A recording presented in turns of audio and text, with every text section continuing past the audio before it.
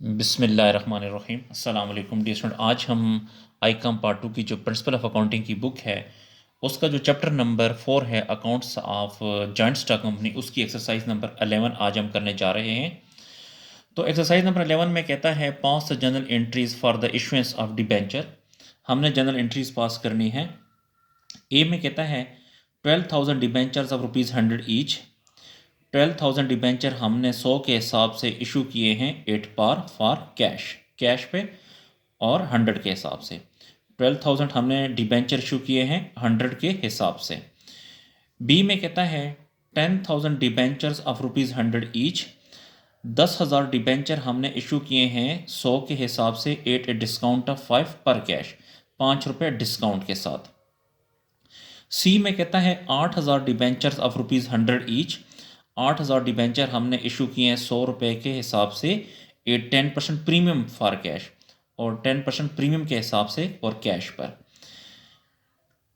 D में कहता है टू अ वेंडर, हमने एक वेंडर यानी seller, vendor mean seller, seller को हमने डिबेंचर इशू किए हैं फ्रॉम होम, जिससे फर्नीचर परचेज फॉर ₹1 लाख, जिससे हमने फर्नीचर खरीदा है 1 लाख का। 11,000 debentures of ₹10 each issued for settlement, और उसकी सेटलमेंट के लिए 11,000 डिबेंचर हमने इशू किए हैं 10 रुपये के हिसाब से। जी दोबारा मैं एंट्री पढ़ देता हूँ। टू अ वेंडर, एक वेंडर यानी सेलर को from home furniture purchase for ₹1 lakh, एक सेलर यानी वेंडर जिससे हमने फर्नीचर ख़रीदा है 1 लाख का। 11,000 debentures of ₹10 each issued for settlements, उसकी सेटलमेंट के लिए 11,000 डिबेंचर 10 रुपये के हिसाब से हमने उसे इशू किए हैं, उसे दिए हैं। इशुएंस सी में कहता है, सॉरी ई में कहता है issuance of 3,60,000 debenture, issuance of ₹3,60,000 debenture, 3,60,000 के debenture as collateral securities for a loan of ₹3 lakh from bank. Bank से हमने 3 लाख रुपए का लोन लिया है और उसके बदले 3,60,000 के डिबेंचर हमने ज़मानत के तौर पे बैंक के पास रखवाए हैं। जी दोबारा एंट्री पढ़ देता हूँ कि हमने बैंक से 3 लाख रुपए का लोन लिया है और उसके बदले 3,60,000 के डिबेंचर हमने बैंक के पास कोलेटरल सिक्योरिटी ज़मानत के तौर पे रखवाए हैं। तो डियर स्टूडेंट, मैंने आपको क्वेश्चन एक्सप्लेन कर दिया है, तो अब हम इसको सॉल्व करने जा रहे हैं। जी एक्सरसाइज नंबर 11 है और ये हमने जनरल का फार्मूला बनाया है। तो इसमें दोबारा मैं आपको एक एक ट्रांजेक्शन पढ़ता हूँ कि 12,000 debentures of ₹100 each issued at par for cash. 12,000 debenture हमने 100 रुपये के हिसाब से इशू किए हैं। देखें, जब हम डिबेंचर इशू करेंगे तो डिबेंचर हमसे जाएंगे, जो चीज़ जाती है वो क्रेडिट, तो डिबेंचर को क्रेडिट कर दें।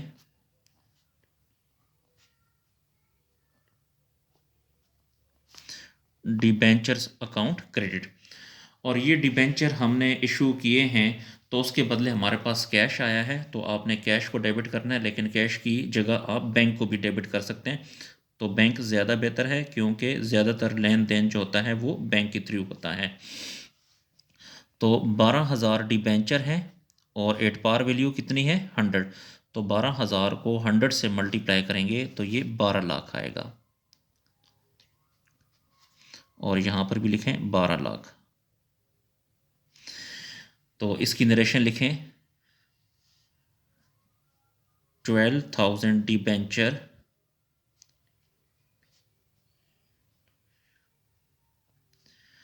12,000 debenture issued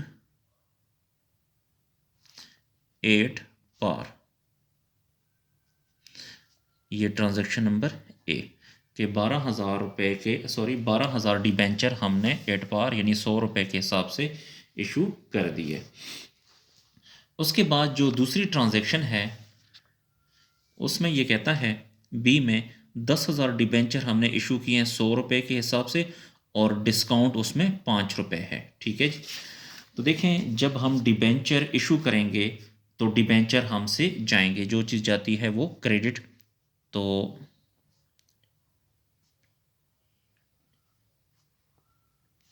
debentures account credit कर दें और इसके बदले हमारे पास कैश आएगा। जिन लोगों पे हम डिबेंचर सेल करेंगे तो वो हमें कैश देंगे, तो जो चीज़ आती है वो डेबिट, कैश को डेबिट होना चाहिए, लेकिन कैश की जगह बेहतर है कि आपने बैंक को डेबिट करना है। आप कैश को भी डेबिट कर सकते हैं, वो भी ठीक है, और बैंक को भी डेबिट कर सकते हैं, ये भी ठीक है। तो चूँकि ये जो है ये डिस्काउंट का केस है, डिस्काउंट 5 रुपीज़ है, तो डिस्काउंट हमेशा डेबिट होता है, तो इसलिए डिस्काउंट को डेबिट करें, discount account debit.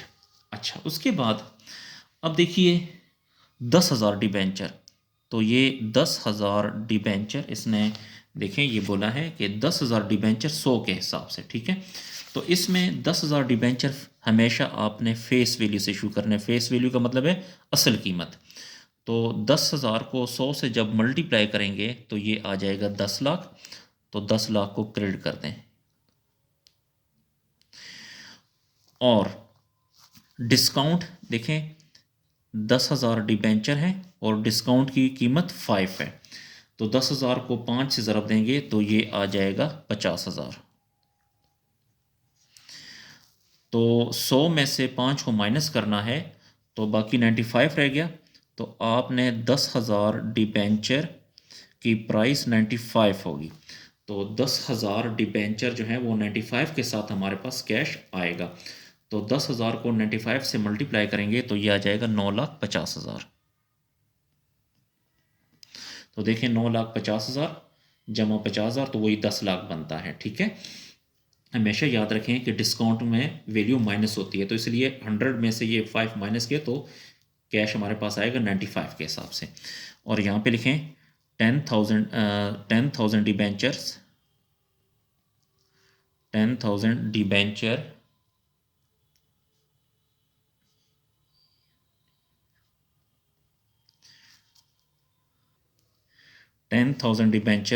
issued at discount, के 10,000 डिबेंचर हमने इशू किए डिस्काउंट पे। उसके बाद ट्रांजैक्शन नंबर सी, तो पेज को थोड़ा सा ऊपर कर लेते हैं।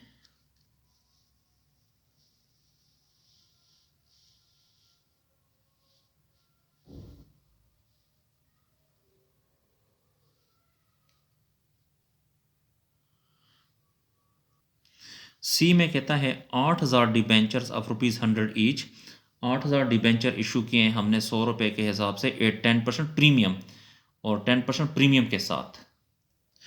तो डिबेंचर हमसे जाएंगे, जो चीज़ जाएगी वो क्रेडिट,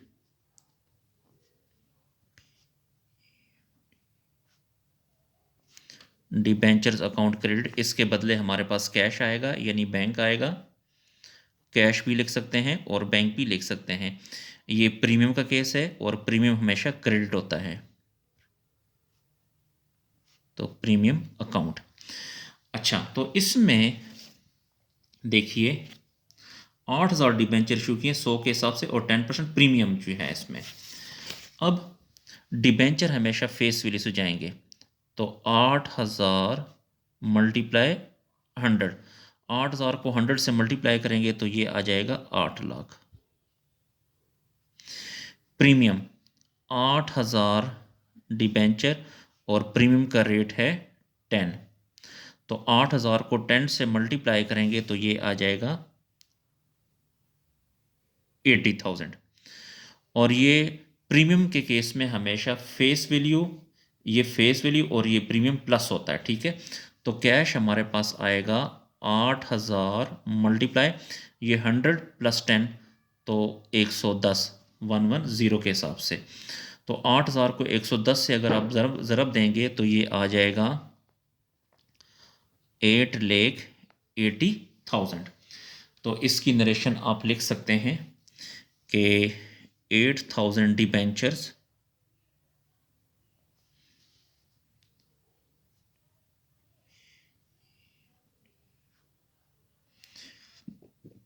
issued at प्रीमियम,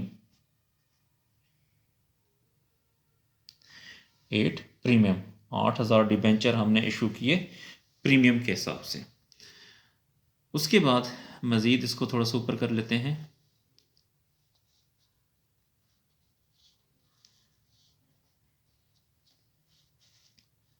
जी, सी के बाद डी में कहता है कि डी में टू अ वेंडर, एक वेंडर को हमने जिससे फर्नीचर हमने ख़रीदा है 1 लाख का, और उससे हमने 11,000 डिबेंचर इशू किए हैं 10 रुपये के हिसाब से। तो हमने फर्नीचर ख़रीदा है, फर्नीचर इससे लिया है, तो जो चीज़ आती है वो डेबिट। हमने जब फर्नीचर लिया तो हमारे पास फर्नीचर आया, तो फर्नीचर को डेबिट करें। फर्नीचर हमारे पास आया 1 लाख रुपए का, तो 1 लाख से इसको डेबिट करें। और हमने उसे डिबेंचर दिए हैं, तो हमसे डिबेंचर गए हैं,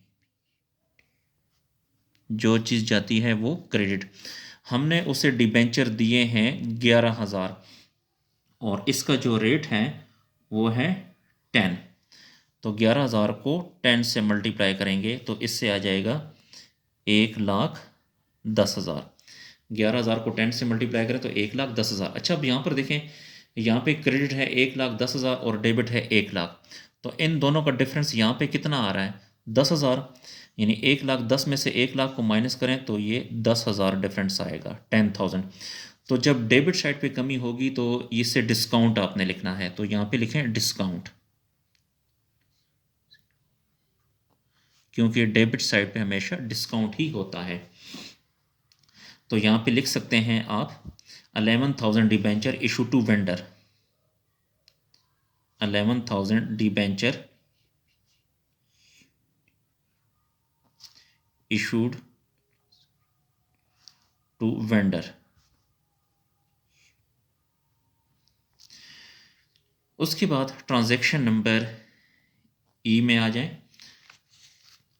अच्छा, ई में कहता है कि issuance of 3,60,000 debenture as a collateral security for a loan of 3 lakh from bank. हमने बैंक से लोन लिया है 3 लाख, और उसके बदले हमने 3,60,000 के डिबेंचर बैंक के पास रखवाए हैं। तो देखिए, तो हमसे डिबेंचर गए हैं, जो चीज़ जाती है वो क्रेडिट।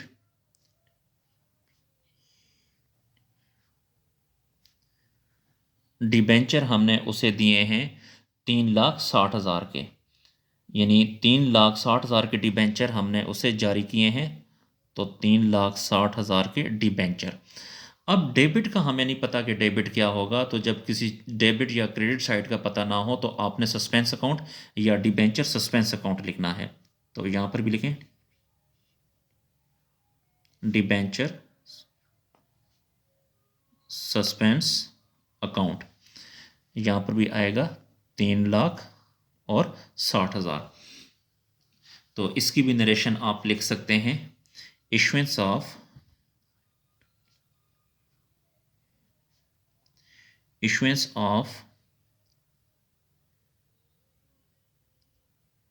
रुपीज़ 3,60,000 के डिबेंचर,